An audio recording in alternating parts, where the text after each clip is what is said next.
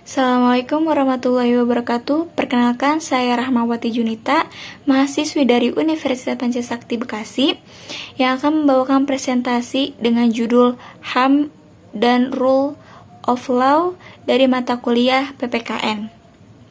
Baik, langsung saja kita mulai presentasinya. Yang pertama yaitu pengertian Rule of Law. Menurut AFDK, memiliki tiga pengertian sebagai berikut. The rule of law yang membentuk prinsip fundamental konstitusi. Memiliki tiga arti atau dapat dikaji dari tiga sudut pandang yang berbeda. Pertama, the rule of law berarti supremasi absolut atau dominasi hukum yang bertentangan dengan kekuasaan sewenang-wenang dan meniadakan eksistensi kesewenang-wenang, eksistensi prerogatif atau meniadakan keberadaan kekuasaan dikresi yang luas dari pemerintah. Yang kedua, the rule of law berarti kedudukan yang sama di depan hukum atau kesetaraan semua orang pada hukum yang dilaksanakan melalui peradilan biasa. The rule of law dalam hal ini meniadakan ide kedudukan eksklusif pada pejabat pemerintah atau pejabat lainnya dari kewajiban tunduk pada hukum yang mengatur warga negara atau bebas dari yurisdiksi peradilan biasa. Yang ketiga, the rule of law digunakan sebagai rumusan untuk mengungkapkan fakta bahwa hukum konstitusi, aturan-aturan yang di luar negeri umumnya merupakan bagian dari konstitusi, bukan merupakan sumber hukum tetapi konsekuensi hak-hak individu, sebagaimana ditentukan dan ditegakkan melalui peradilan. Oke, lanjut. Selanjutnya itu perkembangan rule of law. E.C.S. Wade dan Godfrey Phillips dalam bukunya Constitutional and Administrative Law memberikan catatan atas pemikiran Key. Pemikiran yang pertama itu Pertama yang dipermasalahkan mengenai pengertian regular law dan arbitrary power. Yang kedua, terhadap pengertian equality before the law. Dipermasalahkan mengenai penggolongan dalam masyarakat berdasarkan pertimbangan sosial ekonomi ataupun status hukum. Juga mengenai peradilan administrasi yang dewasa ini dianggap sama baiknya dengan perlindungan hukum yang dilakukan oleh ordinary code. Dan yang ketiga, permasalahan konstitusi sebagai akibat dari ordinary law of the land yang didasarkan atas keyakinan bahwa common law memberikan perlindungan hukum yang lebih baik terhadap keluarga negara daripada perlindungan oleh konstitusi tertulis. Selanjutnya rule of law dalam konteks Indonesia.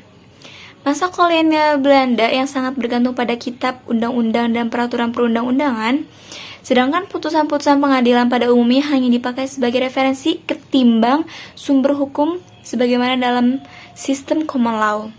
Lebih lanjut, sistem hukum Indonesia ini agak kompleks mengingat konvergensi dua sistem yang berbeda, yakni hukum Belanda yang diwarisi dari kolonialis dan hukum modern Indonesia yang dipengaruhi oleh sistem-sistem yang berbeda melalui bantuan-bantuan, pembangunan, dan syarat-syarat bantuan.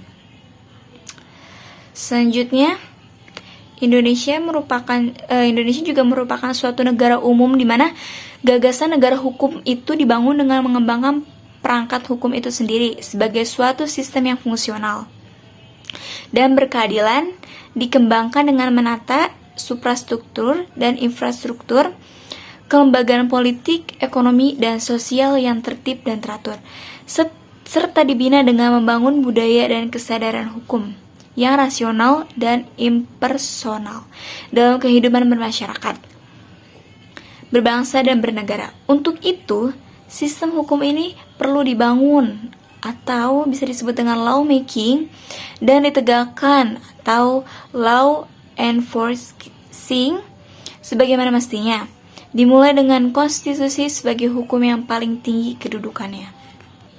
Selanjutnya yaitu ciri negara hukum Indonesia. Yang pertama yaitu ada supremasi hukum, yaitu adanya pengakuan normatif dan empiris akan prinsip supremasi hukum. yaitu bahwa semua masalah diselesaikan dengan hukum sebagai pedoman tertinggi. Dalam perspektif supremasi hukum, pada hakikatnya pemimpin tertinggi negara yang sesungguhnya bukanlah manusia, tetapi konstitusi yang mencerminkan hukum yang tertinggi. Yang kedua yaitu persamaan dalam hukum. Adanya persamaan kedudukan setiap orang dalam hukum dan pemerintahan yang diakui secara normatif dan dilaksanakan secara empiris. Yang ketiga, asas legalitas atau due process of law.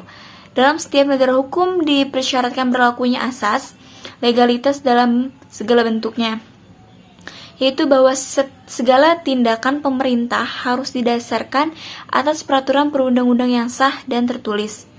Peraturan perundang-undangan tertulis tersebut harus ada dan berlaku lebih dulu atau mendahului tindakan atau perbuatan administrasi yang dilakukan. Yang keempat, pembatasan kekuasaan.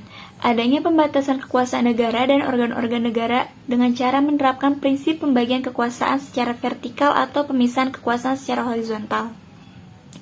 Sesuai dengan hukum besi kekuasaan, setiap kekuasaan pasti memiliki kecenderungan untuk berkembang menjadi sewenang-wenang.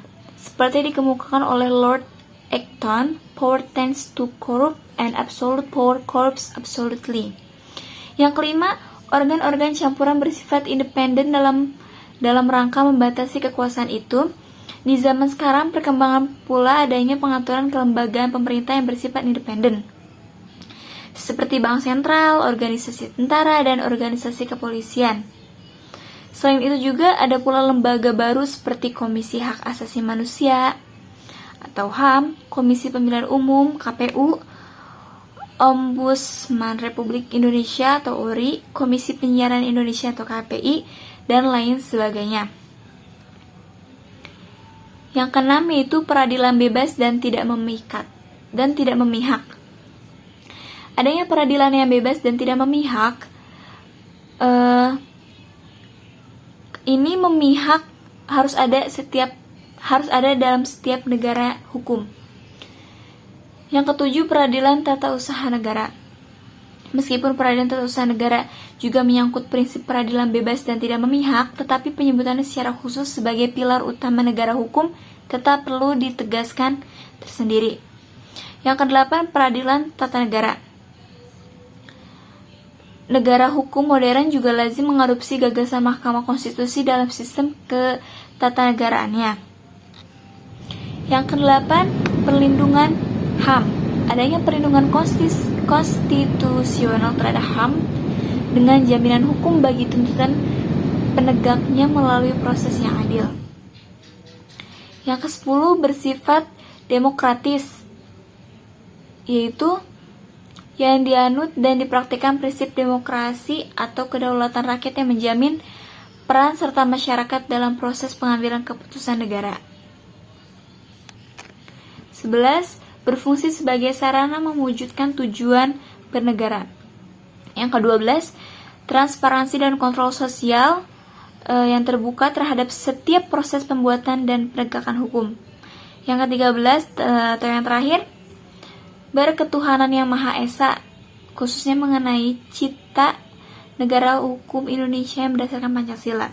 Ide kenegaraan kita tidak dapat dilepaskan pula dari nilai ketuhanan yang Maha Esa yang merupakan sila pertama dan utama Pancasila.